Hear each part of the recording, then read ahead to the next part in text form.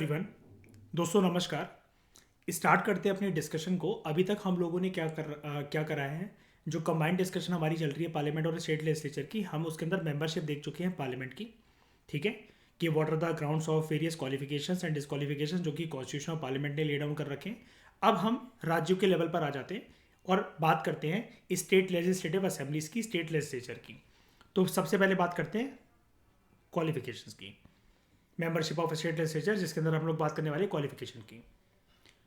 अब देखो, जो कॉन्स्टिट्यूशन है, it has laid down following qualifications for a person to be chosen as member of the state legislature. Parallelly मैं एक बारी आपके लिए, ताकि आप सबको ठीक लगे डिस्कशन, मैं पार्लियामेंट की भी साइमल्टेनियसली खोल के बैठ रहा हूँ क्वालिफिकेशन। सबसे टफ कौन सी? सबसे टफ, हाँ, क्योंकि एचपी जब सिटीजन ही नहीं होगा इंडिया का तो बाकी सब क्या ही होगा। ठीक है, उसके बाद ही और she must make and subscribe to an oath or affirmation. अभी वो एफर्मेशन नहीं है ठाकुरान जो हम करते हैं रूल 369 और वो करके, ठीक है, crores of money are floating towards me, universe please fulfil this affirmation, ये वो एफर्मेशन नहीं है। इनको मेडिटेशन वाली एफर्मेशन नहीं करनी है वहां खड़े होकर, इनको शपथ लेनी है संविधान के सामने, है ना। शी और ही मस्ट मेक और सब्सक्राइब टू एन ओथ। अच्छा, अभी तक तो हम ही वर्ड यूज करते थे, अब देखो ना, लेकिन जैसे यहीं पर ये चीज गलती हो जाएगी, है ना शाइनी। करंट जो प्रेसिडेंट हैं या जो भी बहुत सारी जो एमपीज वगैरह होती है, अब उन्होंने भी तो ओथ वगैरह ली होगी। अब हमारा संविधान तो हर जगह ही लिखता रहता है, जैसा कि मैंने आपको बताया था, लेकिन वो तो शी है ना। तो इसको हमेशा गलत करना, और आपको जैसा मैंने बताया था प्रीवियस लेक्चर्स के अंदर, you should write like this. ठीक है, शी और he must make an oath और subscribe to an affirmation before a person, जिसको ऑथराइज कर रखा हो इलेक्शन कमीशन ने फॉर दिस पर्पस। अगेन यानी कि अगर हम लोग बात करें शपथ ग्रहण समारोह की, उसकी प्रक्रिया की, तो ये प्रोसीजर एमपी और एमएलए दोनों के लिए सेम है कि नहीं है, बताओ, बोलो बोलो। और इसी में अगर मैं ऐड कर दूं, क्या ये चीज एमएलसी के लिए भी सेम है क्या? है ना। तो इसको भूलना नहीं है, क्योंकि शाइनी यहां पर क्या लिखा हुआ है, स्टेट लेजिस्लेचर। अभी वो स्पेसिफिक बात नहीं कर रहा स्टेट लेजिस्लेटिव असेंबली की। लेजिस्लेचर तो एक पूरा ऐसा पार्ट है ना, जैसे पार्लियामेंट है। लेजिस्लेचर के कितने हाउस हैं राज्य लेवल पर, बताओ? दो, है ना। हाँ, वो अलग बात है, जैसा कि मैं बार बार बोलता रहता हूँ, स्पेसिफिक अब तो आप जान गए हो। ठीक है, अभी मैक्रो लेवल से बात करते हैं कि हाँ 6 राज्य ऐसे हैं जिसके अंदर सेकंड हाउस है। मतलब 90% केसेस के अंदर स्टेट लेजिस्लेचर हमारे देश में कैसी है, बाई कैमरल या यूनिकैमरल? यूनिकैमरल। पार्लियामेंट कैसा है? By cameral. ठीक है, ठकुराइन तीसरा हाउस क्यों नहीं बना अभी तक? जबकि लोकल गवर्नमेंट तो हो, लोकल गवर्नमेंट भी फंक्शन करती है, central government, state government, local government, तो तीसरा हाउस क्यों नहीं है? नहीं नहीं, जरूरत तो है। जरूरत तो इसकी भी है, पता है आपको, पता है आपको पता है, एक बात चल रही है अभी, ऑल इंडिया सर्विसेज है ना, उसके अंदर बात चल रही है इंडियन एजुकेशन सर्विस की। किसको ऐड कर दो? अच्छा, हाँ, मतलब देश में क्या है, देखो, जैसे एजुकेशन का मामला ना ग्राउंड लेवल से हायर लेवल तक बहुत उथल पुथल का रहता है। ऐसी कोई सर्विस आएगी ना, तो ये जो होंगे, मतलब ये डीन पे निगरानी रखेंगे, देश में क्या चल रहा है, फिर ये छोटी छोटे मुद्दों पे भी वो पॉलिसी बना सकते हैं। जैसे क्या होता है अशप्रीत, या प्राइवेट जो स्कूल कॉलेजेस वगैरह होते हैं, अपनी मर्जी से फीस इतना वो लगेगा, चार्ज इतना, मेंटेनेंस, ये भी तो देखना पड़ता है कि भाई जो जिस चीज़ के लिए तुम जो क्या कहते हैं एडिशनल चार्ज दे रहे हो फीस के अलावा, मेंटेनेंस चार्जेस वगैरह, सच में मेंटेनेंस हो रही है? वॉशरूम के अंदर पता चला शीशे निकले पड़े हैं, गर्ल्स वॉशरूम बॉयज वॉशरूम की दीवारें मिक्स हैं, लड़की यहाँ से जाए तब भी बॉयज वॉशरूम पहुंचता है, लड़का बॉयज वॉशरूम से निकले तो गर्ल्स वॉशरूम पहुंचता है। बहुत सारी चीजें, मतलब इसका आउटलाइन और प्लान कुछ भी नहीं आया, ये मैं अपने मन से बोल रहा हूँ, लेकिन इसकी एक बात चल रही है। अच्छा, एक बात और मैं आप लोगों को बता देता हूँ आगे बढ़ने से पहले, थोड़ा सा पढ़ाई से हटकर है, सुनने में आपको थोड़ा सा अजीब लगेगा। अगर आप जिस साल एग्जाम क्लियर करो यूपीएससी का, जिस भी साल, ये वाली बात मेरी याद रखना प्लीज लाइफ टाइम, जिस भी साल आप यूपीएससी का एग्जाम क्लियर करो, और अगर उस टाइम पर कोई भी एक न्यू सर्विस इंट्रोड्यूस होती है, कोई भी, ऑल इंडिया सर्विस हो, ठीक है, या कैसी भी सर्विस हो, अगर वो इंट्रोड्यूस होती है, group A service, group B service, all India service, तो आप ना उसी को ज्वाइन करना जिस साल अगर आप क्लियर करो एग्जाम, और अगर नई सर्विस कुछ होती, क्यों, यहां पर आपका टॉप लेवल पे जाने के चांसेस ज्यादा रहेंगे फिर उसमें, क्योंकि you are the first one to join this service. आपका बैच फर्स्ट बैच होगा, तो आप उसमें उन सारे लोगों में जो उस सर्विस का पार्ट होंगे, आप उसमें टॉप लेवल के पर्सन जो होता होगा कंट्री में, जितना भी जो बनाया गया होगा, like cabinet secretary in the IAS rank, ऐसे ही आप अपनी फील्ड में जो टॉप जो भी डेजिग्नेशन होगी, आप उसमें चले जाओगे। ये चीज़ एक ज्ञानी पर्सन ने मुझे समझाई थी जिंदगी में, तो ये चीज़ याद रखना, ठीक है। चाहे भले ही आपको कोई भी फिर चीज़ें एलोकेट हो रही हो कि आप आईएफएस भी बनना चाह रहे, मिल गया आपको, आईएएस भी मिल गया, मतलब आप सिंगल डिजिट रैंक आ गई, फिर भी अगर कुछ उस टाइम पर आपके साल में, जिस भी साल आपका क्लियर होता है, आपके सामने मौका है, डेट एक नई सर्विस इंट्रोड्यूस हुई इंडिया के अंदर, आप उसी को ज्वाइन करना आंखें बंद करके।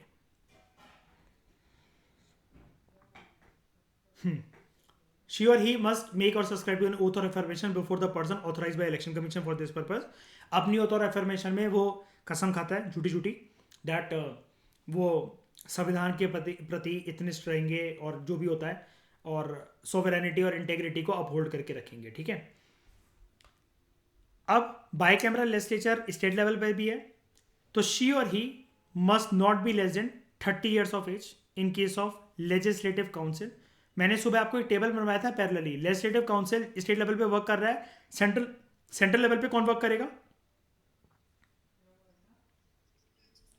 लेजिस्लेटिव असेंबली स्टेट लेवल पे काम कर रही है, सेंट्रल लेवल पे कौन, एक ऐसी पोस्ट का नाम बताओ जो कि सेंट्रल लेवल पे है लेकिन स्टेट लेवल पे नहीं है।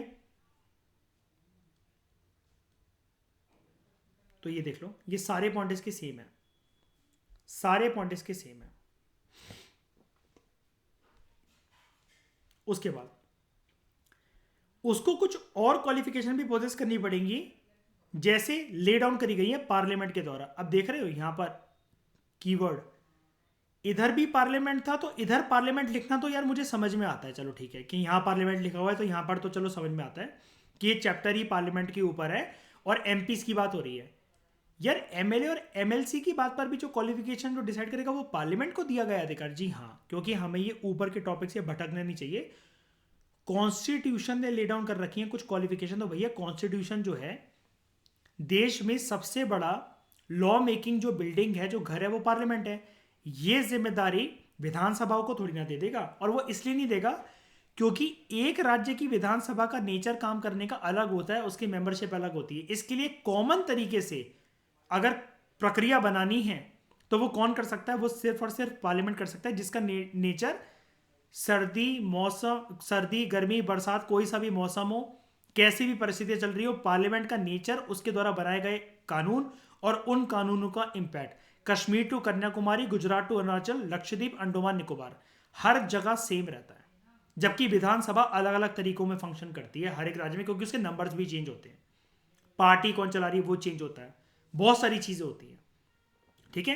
यानी कि हम अपनी डिबेट को अभी तक क्या करके कंक्लूड कर सकते हैं यहां पर क्वालिफिकेशंस वाली बात को, क्या सीखा अभी तक हमने, कि पार्लियामेंट किस किस के लिए क्वालिफिकेशंस के ग्राउंड बना सकता है, लोकसभा के एमपी के लिए बना सकता है क्या,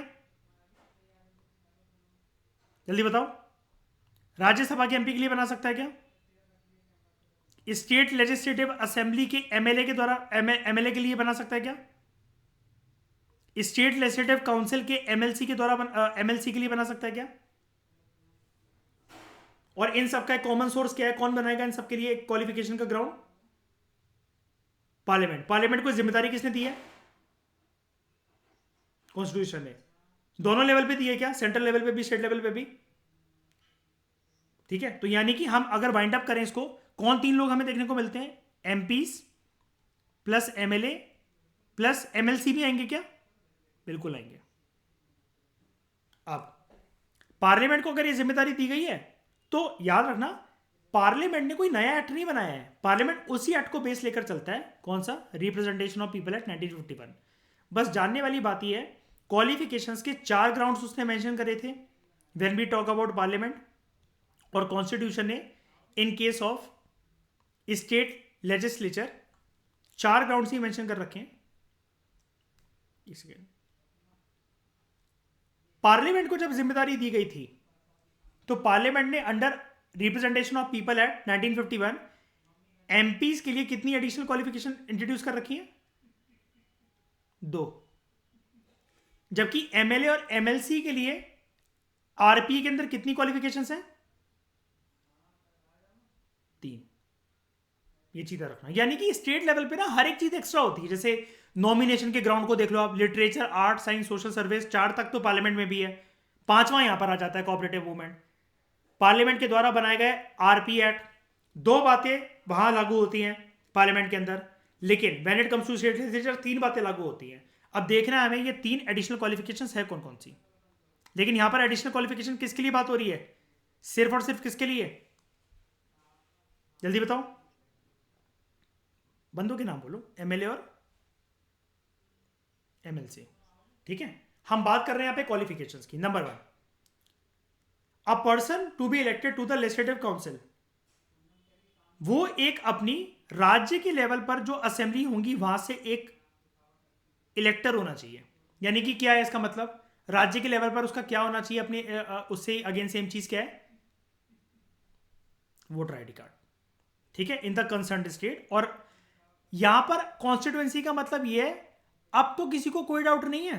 मैंने एक इंडिया का मैप ड्रॉ करा था शाइनी, जिसमें मैंने पूरे देश को बांटा था लोकसभा की कॉन्स्टिट्यूएंसीज के बेसिस पर, और फिर एक राज्यसभा की जो सीटें लोकसभा के अंदर थी वो अलग मैप था। लेकिन सेम राज्य में जब विधानसभा के चुनाव हो रहे हैं तो वो और छोटे छोटे लेवल पे बढ़ गई थी। याद है?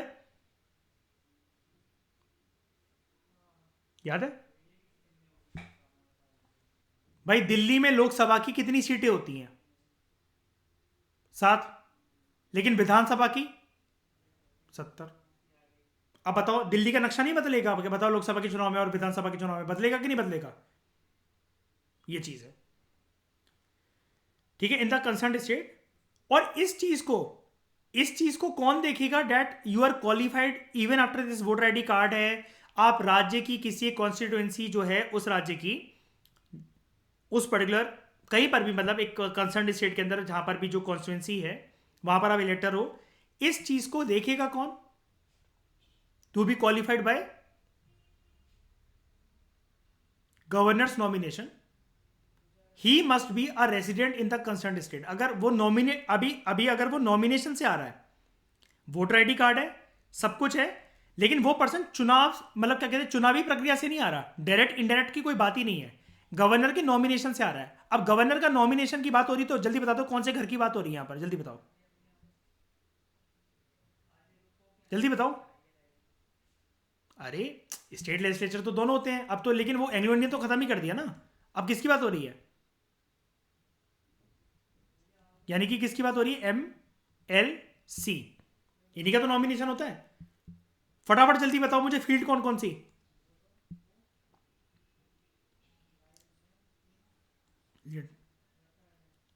Literature, art, science, social service and cooperative movement. ठीक है, अश्वरीत ये CM कोऑपरेटिव मूवमेंट है। ठीक है, कोई चीफ मिनिस्टर का खास नहीं होना चाहिए, इसका मतलब ये नहीं है। ही और she must be a resident in the concern state. अगर उसे गवर्नर की नॉमिनेशन अगर चाहिए, ऑब्वियस ही बात है। मुझे वह बताओ अर्पित, मध्य प्रदेश की विधानसभा है तो असम के किसी बंदे को तो नहीं लेकर आएंगे ना यहाँ पर, उधर क्या कहते हैं, विधायक बनाने के लिए, MLC बनाने के लिए, है ना? ये चीज है। जैसे पार्लियामेंट के लेवल पर जब भी MPs जो होते हैं उनका नॉमिनेशन कौन से हाउस में होता है? जल्दी बताओ। लोकसभा के लिए तो खत्म ही कर दिया गया है। 12 जो नॉमिनेटेड मेंबर्स होते हैं कहां के होते हैं बताओ? राज्यसभा के। इनको नॉमिनेट करता कौन है अश्वरीत? राज्यों के लेवल पे प्रेसिडेंट की जगह कौन काम करता है ना? ये है। अच्छा, इसका नंबर क्यों नहीं लिख पाया ये? क्योंकि अलग अलग स्टेट लेजिस्लेटिव काउंसिल में नंबर के हिसाब से नॉमिनेशन भी सेव रहेंगी कि बदलेगी? बताओ। बदलेगी, ऑब्वियस सी बात है। क्या पहली कंडीशन सबको समझ में आ गई? एक तो ये है कि आपका किसी भी, एक सेकंड बस एक मिनट। हाँ हाँ, ये इसी इसी रीजन की वजह से बदलेगी, यस। ठीक है, हर जगह नहीं है, और नहीं उसके नंबर भी चेंज है ना फिर, एक्चुअली हर जगह विधान परिषद के नंबर भी चेंज है, सेम नहीं है ना। वो डिपेंड करता है कि विधानसभा के नंबर कितने हैं। मुझे एक बात बताओ, किसी ये वोटर आईडी कार्ड जो होना चाहिए पर्सन का, ये तो किसी भी कॉन्स्टिट्यूंसी के अंदर हो सकता है for an assembly constituency in the concern state, उस स्टेट में कहीं पर भी वो करके। लेकिन गवर्नर का अगर नॉमिनेशन चाहिए तो वो क्या होना चाहिए, वहां पर क्या होना चाहिए? हम्म रेसिडेंट। ठीक है, और ये वाली बात जो हम पढ़ रहे हैं किसके लिए पढ़ रहे हैं, जल्दी बताओ फिर से। स्टेट लेजिस्लेटिव काउंसिल, और ये स्टेट लेजिस्लेटिव काउंसिल से बंदों का कौन बंदे आते हैं? MLA के सी। MLC हर एक राज्य में मिलेगा क्या? मिनिमम एक MLC तो होता ही होता है क्या? नहीं, MLA लेकिन होता है भारत के हर एक राज्य में कहीं ना कहीं। बिल्कुल ठीक है, क्योंकि कौन सा हाउस मिलेगा ही मिलेगा राज्यों के लेवल पे। ठीक है, तो कंफ्यूज मत होना, मैं बार बार इसलिए पूछ रहा हूँ ताकि देखो क्या होता है, पॉलिटिक्स जिस टाइम पे आप सुन रहे हो ना उस टाइम पर दिमाग काम करता है, फिर बाद में ना टेस्ट सीरीज वगैरह में गलती होकर बंदा फ्रस्ट्रेट हो जाता है। फिर एक और मैंने हरकत देखी है लोगों की, जब उनकी कोई चीज़ गलत हो जाती है तो वो टाइमली रिवीजन नहीं करते, फिर वो जो चैप्टर में गलती होती है उसको दोबारा से स्टार्ट करते हैं, फिर वो कि हम फ्रेश तरीके से स्टार्ट करेंगे, और बार बार ये साइकिल रिपीट होती रहती है, और पर्सन वहीं फंसा रहता है उसी टॉपिक पर, उसी चैप्टर पर, या पूरी एक बुक पर। तो ये गलती मत करना, ठीक है? जितना ये टाइम मांगता है रिवीजन के लिए इसको देना पड़ेगा, एक बार की बात है। लेकिन दूसरा, दूसरी क्वालिफिकेशन का ग्राउंड किसके द्वारा ले डाउन करा गया है? RPA 1951 के द्वारा, यानी कि पार्लियामेंट के एक एक्ट के द्वारा। पार्लियामेंट को ये पावर किसने दी कि ये सेकंड क्वालिफिकेशन ले डाउन कर सके? कॉन्स्टिट्यूशन है। अगर एक पर्सन को इलेक्ट होना है, हमने ऊपर वाले पॉइंट के अंदर किसकी बात कर ली? विधान परिषद की। अब बात करते हैं विधानसभा की। अगर एक पर्सन को इलेक्ट होना है to the legislative assembly, she और he must be an elector for an assembly constituency in the concern state. इस वाले पॉइंट के अंदर तो कोई दिक्कत नहीं लगी होगी, सिर्फ यही वाली बात कर रहा है वो। ऊपर वाले केस में भी नीचे वाले केस में भी क्या कंबाइन करके बोले इस पॉइंट को? एक पॉइंट तो कॉमन है, क्या बोलना पड़ेगा? क्या चीज होनी चाहिए? Voter ID. इलेक्टर। बस ये जो रेसिडेंट वाली बात है ये कौन कौन सी जगह पर लागू होती है, कौन से हाउस के लिए? Legislative council. और ये सिर्फ क्यों होती है? क्योंकि क्योंकि जल्दी बताओ क्यों होती है? क्योंकि वहां पर क्या होती है? नॉमिनेशन, गवर्नर नॉमिनेट करता है। ठीक है, उसके बाद तीसरी कंडीशन, यहां कितनी कंडीशंस थी? सिर्फ दो। ठीक है, तीसरी, शी और he must be a member of a schedule caste और शेड्यूल ट्राइब। अगर उसे वो सीट कंटेस्ट करनी है जो SC और ST के लिए रिजर्व्ड है, लेकिन सेम चीज है ये, वही जो हमने पढ़ा था पार्लियामेंट वाले उसमें चैप्टर में, एक मेंबर जो SC या ST से बिलोंग करता है, ठीक है, मेंबर है अगर वो शेड्यूल कास्ट या शेड्यूल ट्राइब का, वो नॉन रिजर्व सीट्स पे भी इलेक्शन लड़ सकता है। यानी कि एसपी देख रहे हो, SC और ST कैंडिडेट जो हैं वो रिजर्व सीट जो इनके लिए रिजर्व्ड है उस पर तो चुनाव लड़ ही सकते हैं। ठीक है, MLA या MLC के, लेकिन जो नॉन रिजर्व सीट्स है, मतलब जनरल की जो सीट्स है, ये उससे भी लड़ सकते हैं चुनाव। ये चीज हमने उधर भी पढ़ी थी। अरे अलाउड है बस उनको, कि वही यार इसके पीछे एक आर्गुमेंट होती है जो हर कोई देता है, इनके खिलाफ पास में डिस्मिशन हुई है, इनको हमें जल्दी अपलिफ्ट करना है, इस वजह से। लेकिन ये चीज किसके लिए नहीं है यहां पर लागू? आपको क्या टर्म नहीं दिख रहा? बताओ, जल्दी बताओ किसके लिए नहीं है ये। हम्म ठीक है, इसको एक्स्ट्रा मान के मत बैठ जाना। सेम चीज है ना ये? बताओ शाइनी, कोई दिक्कत तो नहीं लगी ना? वही चीज है ना? बस एडिशनल हमने यहां पर क्या पॉइंट पढ़ा? एडिशनल हमने क्या पॉइंट पढ़ा? विधान परिषद के लिए, है ना? गवर्नर की नॉमिनेशन के चक्कर में, गवर्नर की नॉमिनेशन के चक्कर में वो उसी स्टेट का नागरिक होना चाहिए। अब देखो क्या होता है, अब मैंने ये साइमल्टेनियसली 2 पेज क्यों खोल रखे थे, अब इसकी महत्वता को समझो। ऐसी एक रिक्वायरमेंट ना पहले राज्यसभा के अंदर भी थी। जैसा कि आपको पता है, राज्यसभा का पैरेलल हाउस कौन स्टेट लेवल के अंदर, जल्दी बताओ। विधान परिषद, ठीक है, विधान परिषद। ये कंडीशन इसलिए भी थी कि कोई भी एक कैंडिडेट जो कि राज्यसभा के लिए इलेक्शन कंटेस्ट करना चाह रहा है फ्रॉम अ पर्टिकुलर स्टेट, वो एक इलेक्टर होना चाहिए इन डेट पर्टिकुलर स्टेट ओनली। 2003 में इस चीज को खत्म कर दिया गया और 2006 में सुप्रीम कोर्ट ने बोला ये बिल्कुल ठीक है। लेकिन यहां पर ऐसा क्यों नहीं हुआ, बताओ, लॉजिक लगाओ, थोड़ा सा ज्ञान दो बस मुझे। क्यों नहीं कर सकते हम यहां पर ऐसा, चाहकर भी नहीं कर सकते, बताओ क्यों नहीं कर सकते। यार एक राज्य की विधानसभा के अंदर उसी राज्य का तो लौंडा या लौंडिया बैठेंगे ना, ऐसे सब मिक्स नहीं हो जाएगा शाइनी, फिर मतलब ही क्या है उस पर्टिकुलर स्टेट में इस एक हाउस का। फिर तो ऐसे किसी भी हाउस को कहीं पर भी भेज दो, किसी भी मेंबर को। मध्य प्रदेश का एमएलए जाकर जेएनके की असेंबली में बैठ जाए, जेएनके का बैठा हुआ है केरला की विधानसभा के अंदर। यहां पर लॉजिक आपको समझ में आ रहा है भाई। राज्यसभा जो है वो ऑल इंडिया लेवल पे फंक्शन करता है, ठीक है। यार विधान परिषद तो किसी एक राज्य का होता है ना अशप्रीत, और वो भी सारे राज्यों के अंदर तो है नहीं। यहां पर ये जो कंडीशन है ठाकुराइन बताओ, दैट शी और he must be a resident in the concerned state. जिस स्टेट में गवर्नर ने नॉमिनेशन करनी है तो उसी स्टेट में तो होगा। अब एक बात बताओ, देश में कितने राज्यों के अंदर हमारे विधान परिषद देखने को मिलती है, कितनी है टोटल? 6। 6 के अंदर देखने को मिलती है।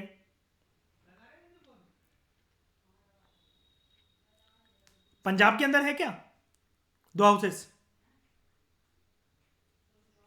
नहीं है।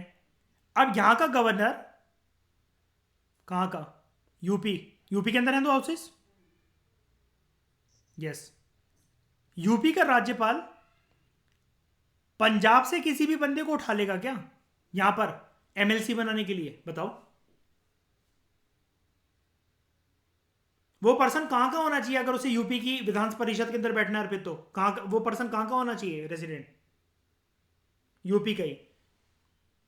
ये चीज पहले ना राज्यसभा के अंदर करी जाती थी कि जो जहां से इलेक्टर है इन पर्टिकुलर स्टेट, जहां से वो इलेक्शन लड़ रहा है, वो उसी राज्य के अंदर, मतलब ये कंडीशन थोड़ी सी अलग है। आप कहोगे यहाँ पर कुछ और बात है, वहाँ पर कुछ और बात है, बिल्कुल आई एग्री, लेकिन समझने की कोशिश करो कि जब आप किसी न किसी कॉन्स्टिट्यूंसी से इलेक्शन तो लड़ोगे, तो जिस राज्य की कॉन्स्टिट्यूंसी से आप इलेक्शन लड़ रहे हो, पहले राज्यसभा के लिए 2003 तक ये कंडीशन थी, 2003 में इसको हटाया गया, फिर उसके बाद 2002 तक थी ये कंडीशन कि आप वहाँ पर, ठीक है, एक इलेक्टर भी होने चाहिए इन पर्टिकुलर स्टेट। इस चीज़ को ख़त्म कर दिया गया क्योंकि राज्यसभा को कैसा देखा गया शाइनी, थोड़ा सा ब्रॉड माइंडेड होते हुए कि ये पूरे ऑल इंडिया लेवल पे फंक्शन करता है। लेकिन यहां पर राज्यसभा के अंदर तो एक और बात पे कंफ्यूज मत होना, यहां पर सिर्फ कंडीशन है इलेक्टर की ये थी, और इसको भी खत्म कर दिया गया कि कोई ऐसी जरूरत नहीं है, आप कहीं से भी लड़ सकते हो। इसका मतलब हमने लॉजिकली यही कंक्लूड करा था ना, बताओ। राज्यसभा के चुनाव के लिए आप कहीं से भी आ सकते हो इलेक्शन लड़ने, बताओ। किसी भी जगह से लड़ सकते हो कि नहीं लड़ सकते हो? आपका वोटर आईडी कार्ड कहीं और हो और किसी और राज्य से लड़ सकते हो आप, यस। यहां कर पाओगे ऐसा? नहीं कर पाओगे। क्यों? क्योंकि राज्य के लेवल पे तो बंधे हुए हो, और उसमें से भी अगर अपर हाउस की बात कर ले तो इलेक्टर तो छोड़ो, इलेक्टर से भी ज्यादा एक टफ कंडीशन क्या है, एक टफ कंडीशन क्या है? नहीं नहीं, रेसिडेंट होना चाहिए। हाँ शायद बोल तो ठीक रहे हो, नॉमिनेशन के लिए ही रेसिडेंट होना चाहिए। और कहाँ होना चाहिए रेसिडेंट? जिस राज्य में राज्यपाल गवर्नर नॉमिनेशन कर रहा है उसी राज्य के अंदर क्या होना चाहिए वो पर्सन, रेसिडेंट, ठीक है। किसी को कोई भी दिक्कत है? दोनों जगह का मतलब कैसे?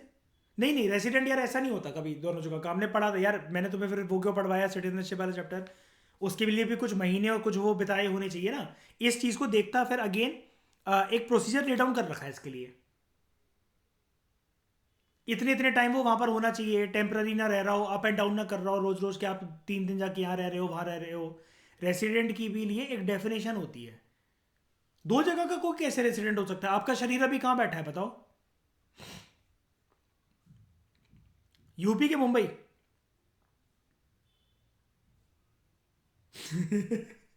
आप स्टाइल देख रहे हो, अभी तो हम यूपी में ही है। मतलब मुंबई जा सकते हैं। शैनी कहाँ बैठे हो अभी, वेस्ट बंगाल की बांग्लादेश? वेस्ट बंगाल। तो इस डिस्कशन में दोस्तों फिलहाल इतना ही। Thank you very much for discussion.